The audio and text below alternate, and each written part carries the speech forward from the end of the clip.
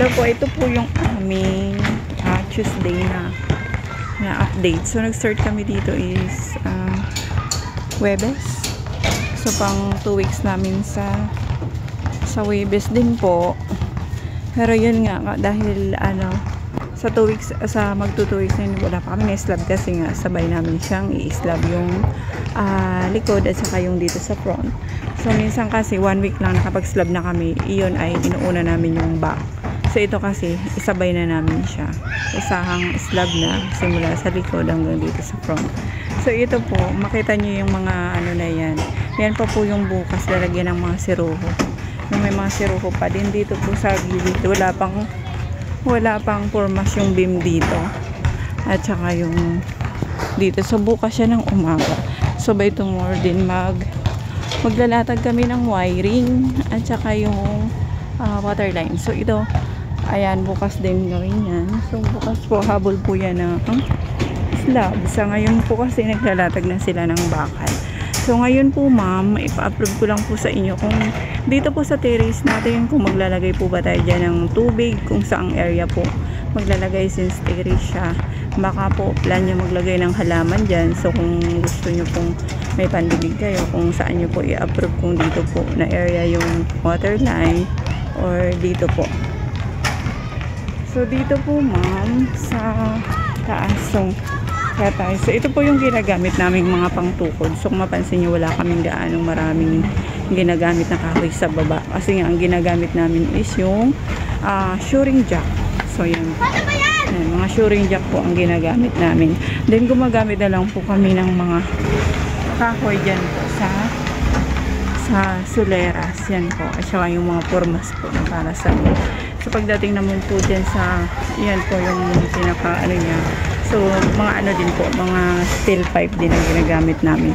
Dito po sa back, so naka-prepared na po. Ito po naka-prepared na talaga siya kahit po yung mga siruho niya kasi po kahapon pa po ito naka-ready. So, ayan po. Yung mga ganyan po, sawa na lang po yung sinisiksik kasi maliit na lang po. So, ito po ma'am yung open area mo which is yung 1 meter by 1 meter. So, yan po ang ating open area. So, dito po, naka-ready na yan, nagbabako po sila. So, same po dito, ang kinamit po namin siyang panukra ay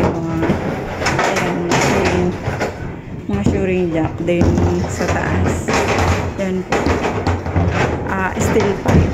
So, dito po sa taas, tingnan natin yung pagbabakal nila.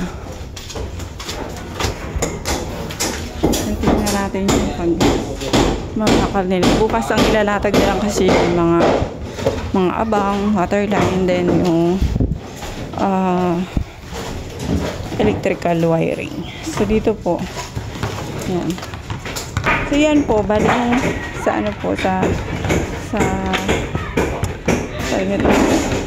yung sa paganoon po, naka na po yan, naka 15-15 na. Kasi pangalawang latag na po siya. So, yung sa horizontal po, yan, kung mapansin nyo po, pa siya, maluwag pa po, kasi po, lalatagan pa po yan ng isa, which is, ayan po, naka-prepared na. So, ilalatag pa po yan ng paganyan, para po, ang finish niya is, 15-15 na lang. So, sa ngayon po kasi, itong ganitong po, nasa 30 pa po yan. So, ganito po kasi, nalatagan na ng pangalawa, so, 15-15 na to. So, mag-iisang latag pa ulit ang pagano, para po, yun po, 15-15 din. So, yan po siya. So, continuous po yan. Para po, bukas naka-prepare lang po talaga siya. Hanggang sa matapos po kami ng 5 PM. Kasi nasa 4:30 na. So, yan po. Ang gawin po yung paggagawa.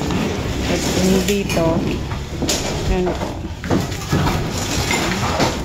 Ganyan yung mark. Pag nasa, ang bakal kasi dito tabi ganyan. Tapos sabay yung tali.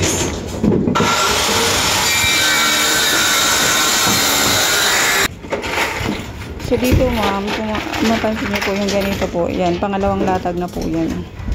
Yan, kaya 15. So magpapangalawang dito po sa horizontal. Isang latag pa po yan para po mag 15-15 po. base po dyan sa Then ito po Talya mo yung, ito, Mark.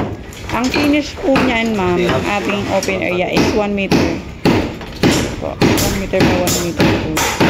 Yung pinaka-finish natin. Sa ngayon lang po din yung ano, kasi nga may mga pumas.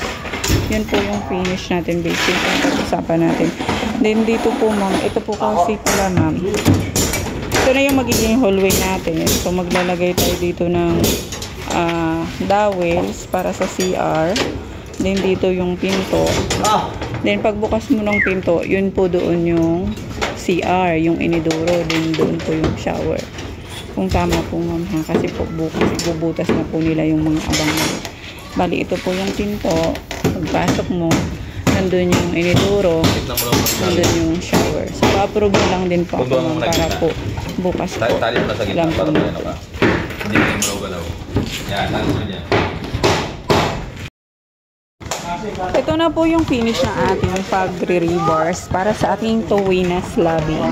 So, ito na po. So, 15, kanina po, sa nabanggit ko nga po is 30-30 yung una bago 15-15 na po ngayon. So, ayan.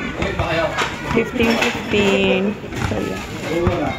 Yan na po yung finish. So, bukas po, titibayan na lang po iyon. Tapos yun, yung gilid na yun, titibayan na lang po yung kasi po, kanina nga po, akala ko bukas pa magagawa. So, kanina po, ginawa na ng forma. So, bali, titibayan na lang po yan para hindi bumigay ng ganun. Tapos po, bukas is magwa-wiring. Tapos yun nga po, kagaya ng sabi ko, kung meron po kayo dito mga tubig. So, ang the best na ano po talaga mag-area ng sa tubig yung dito po na area. Kasi po yung dito po kayo magpapalagay ng window type na aircon, di ba po? So, yun lang naman, ma'am, is suggestion lang naman po. So, ito po, bukas po ang sunod ditong gawin ay mag-wiring. Tapos, maglalagay ng spacer para po maangat yung bakal, para po may space. Hindi po yung pagtanggal ng formas is bakat yung mga bakal. Yun po yung purpose ng spacer. So, bukas po yan lalagyan, then bubuusan ng tubig para po ma-wash out, malinis po siya. So, baka po magtaka kayo bakit merong mga bakal na luma. Yan. So, kung mapansin nyo, meron po. Hinabo lang po namin yan siya para po pakapit na rin. Dagdag pakapit na rin.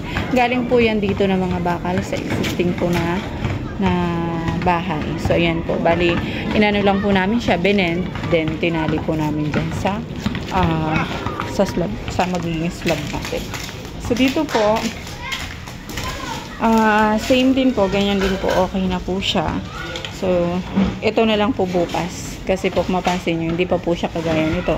So, kulang pa po yan ng isang latag. So, dito po, okay na po to. So, bali, itatali na lang po talaga siya. So, yan po.